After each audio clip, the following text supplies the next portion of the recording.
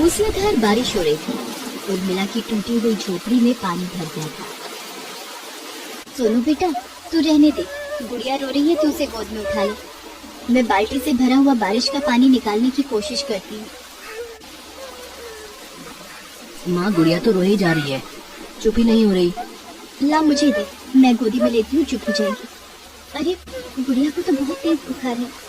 हे भगवान, इस मूसलाधार बारिश में से लेकर कहाँ जाओ। चल सोनू बेटा, गुड़िया को डॉक्टर के पास ले जाना होगा। बारिश बहुत तेज है, क्या करूं? माँ, मैं कोई गाड़ी रोकने की कोशिश करता हूँ। कोई गाड़ी रोको, मेरी बहन बहुत बीमार है, हॉस्पिटल ले जाने में मेरी मदद करो। गुड़िया, गुड़िया ये रो क्यों नहीं रही है? माँ, गुड़िया को क्या हुआ? गुड़िया को सीने से लगाए उर्मिला फूट फूट कर रोने लगती है। सोनू हर आगे जाकर गाड़ी को रोकता है। अचानक एक गाड़ी सोनू के सामने आकर रुकती है। अंकल, हमारी मदद करो, मेरी बहन की तबीयत बहुत खराब है, वो कुछ बोल नहीं रही है, हमें अस्पताल ले चलो अंकल, आपकी बहुत मेहरबानी होगी। ठीक है, मेरी गाड़ी में बैठ जाओ, मैं तुम्हें हॉस्पिटल छोड़ देता हूँ। माँ, गुड़िया को लेकर जल्दी आओ, ये अंकल हमें हॉस्पिटल छोड़ देंगे। आपका बहुत बहुत शुक्रिया साहब, आपने हमारी मदद की। गुड़िया मेरी बच्ची, तुझे कुछ नहीं होगा, हम अभी अस्पताल पहुँच रहे हैं। लीजिए, हॉस्पिटल आ गया। यहाँ तक छोड़ने का शुक्रिया साहब। चल सोनू, जल्दी आ बेटा। डॉक्टर देखिए ना मेरी बच्ची को क्या हुआ है। घबराओ नहीं, मैं अभी चेक कर लेता हूँ। हे भगवान, मेरी बच्ची को ठीक कर दो, मेरी गुड़िया। भगवान जी, मेरी बहन को ठीक कर दो, आप तो सबकी प्रार्थना सुनते हो, मेरी भी सुन लो भगवान जी। सोनू अभी भगवान गणेश के सामने हाथ जोड़कर खड़ा ही था कि तभी कोई अपना हाथ सोनू के कंधे पर रखता है। अंकल, आप तो वही है ना जिन्होंने हमें गाड़ी में छोड़ा है, हमारी मदद की है। हाँ बेटा, और तुम चिंता मत करो, गुड़िया को कुछ नहीं होगा। अब मैं आ गया हूँ, मैं अपनी बेटी को कुछ नहीं होने दूंगा। डॉक्टर, जितने पैसे भी लगेंगे मैं दूंगा, मगर मेरी बेटी को कुछ नहीं होना चाहिए। उसका अच्छे से अच्छा इलाज कीजिए। माँ, ये अंकल गुड़िया को अपनी बेटी क्यों कह रहे हैं? जब आप जल्दी में गाड़ी से उतरी तब शायद ये चेन गाड़ी की सीट पर गिर गई थी। ये चेन मैंने अपनी बेटी पिंकी के पहले जन्मदिन पर उसे पहनाई थी।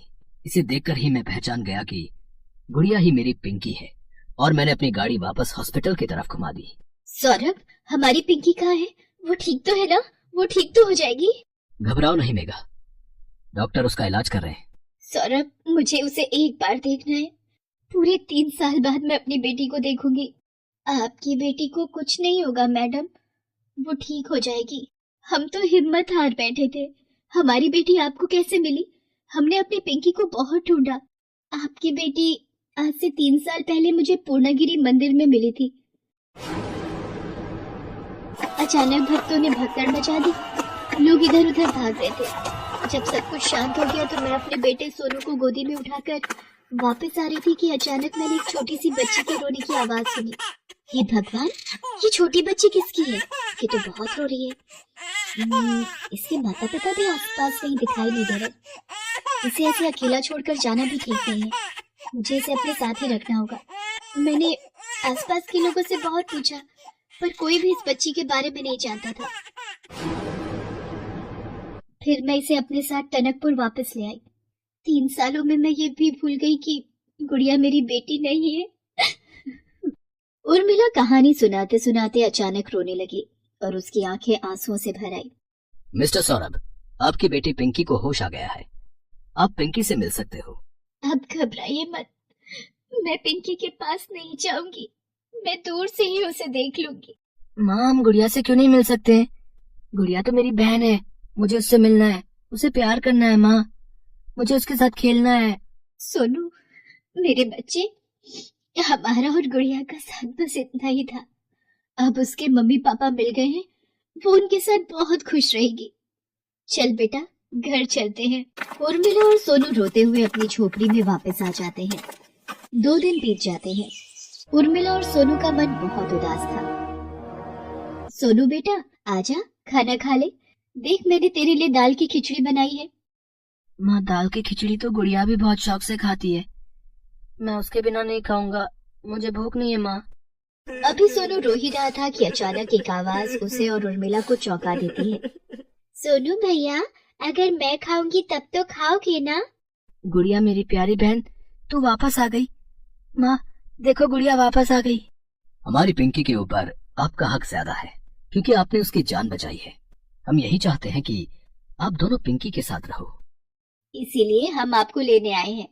अब से आप दोनों भी हमारे और पिंकी के साथ रहोगे। पर मैं कैसे? क्यों? भगवान कृष्ण की भी तो दो माँ थी, देवकी जिन्होंने उनको जन्म दिया और यशोदा जिन्होंने उनका लालन पालन किया। आप यशोदा माँ बनकर अपनी गुड़िया को प्यार दोगी ना? इतना सुनते ही उर्मिला की आंखें आंसुओं से भर आती हैं और वो अपनी गुड़िया को कलेजे से लगा लेती है और गुड़िया भी सोनू और उर्मिला के गले लग जाती है।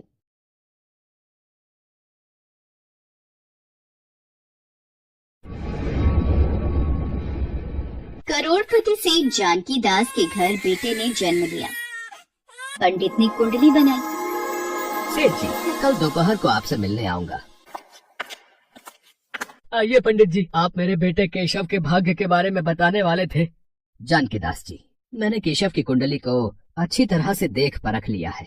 वैसे तो ये बड़ा होकर बहुत होनहार और कामयाब इंसान बनेगा, पर क्या बात है पंडित जी, आप रुक क्यों गए? केशव के विवाह में एक अड़चन आएगी। आपके बेटे का विवाह एक बहुत ही गरीब लड़की से होगा।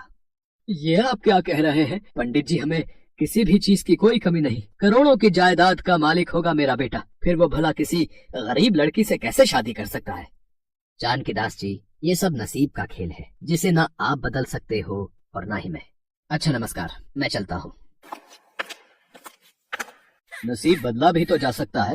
मैं अपने बेटे को पढ़ाई के लिए विदेश भेज दूंगा। न यहाँ रहेगा, न ही इसके दोस्त बनेंगे, न ही कोई स्कूल कॉलेज की लड़की इसकी जिंदगी में आएगी, और न ही इसे प्यार होगा। जानकी दास अपने बेटे केशव के नसीब को बदलने की कोशिश कर रहा था, इसलिए वह उसे पढ़ने के लिए विदेश भेज देता है। वक्त बीतता है और केशव पढ़ लिख कर एक बड़ा इंजीनियर बन जाता है और अपने देश वापस आता है।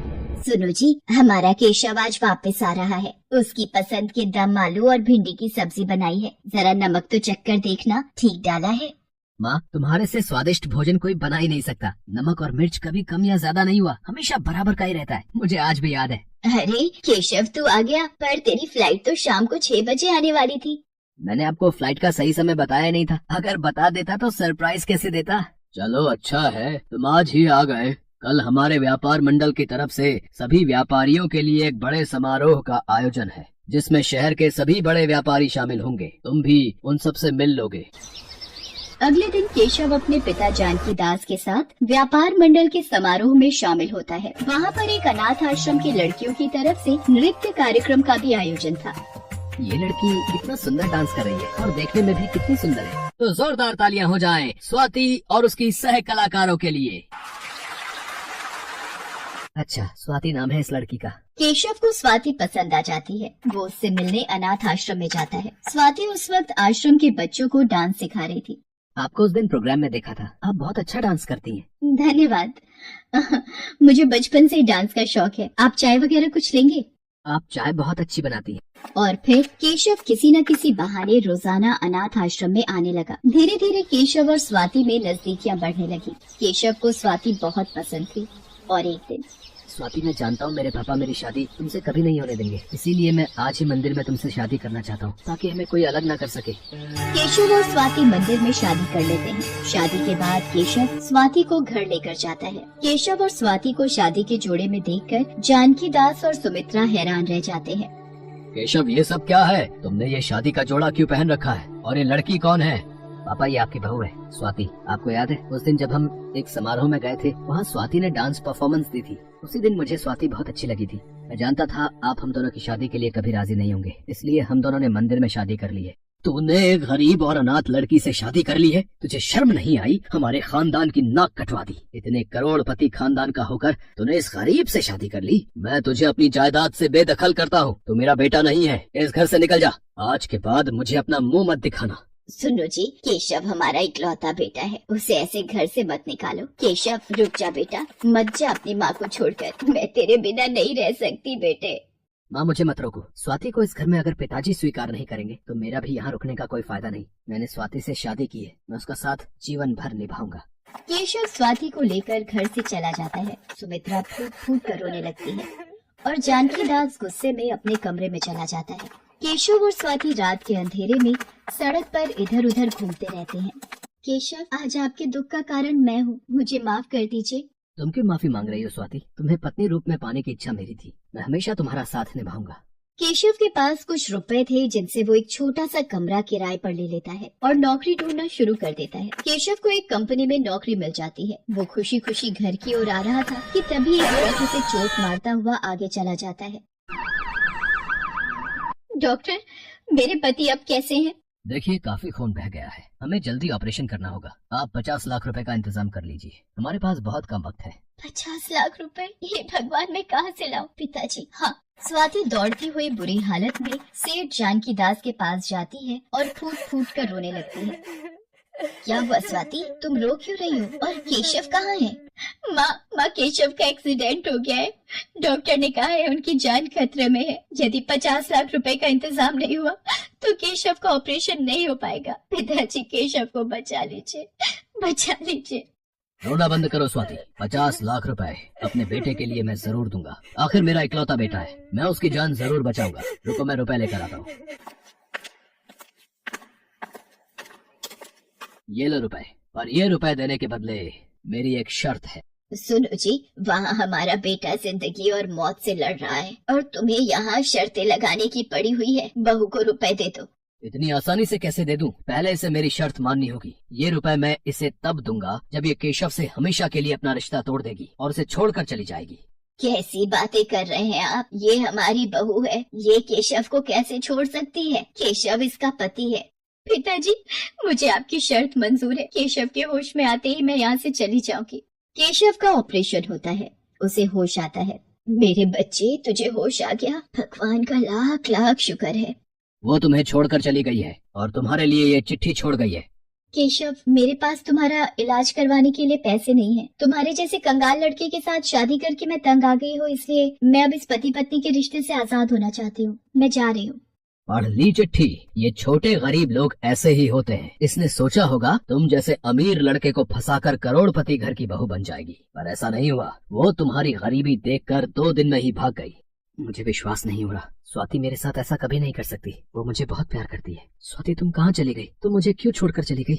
सुमित्रा को भी जानकी दास ने धमकी दे रखी थी कि अगर कोई भी सच्चाई अपने बेटे को बताएगी तो वो उसे भी घर से निकाल देगा और उससे अपना रिश्ता तोड़ देगा। केशव उदास रहने लगा था, उसका मन नहीं लगता था। वो हर समय स्वाति को याद करता था। एक दिन, सुमित्रा, मेरी लड़की वालों से बात हो गई है। केशव के लिए सेठ रोशन लाल की बेटी बहुत सही रहेगी। केशव अभी इस दर्द से उभर भी नहीं पाया है और आप उसकी शादी के बारे में सोच रहे हैं।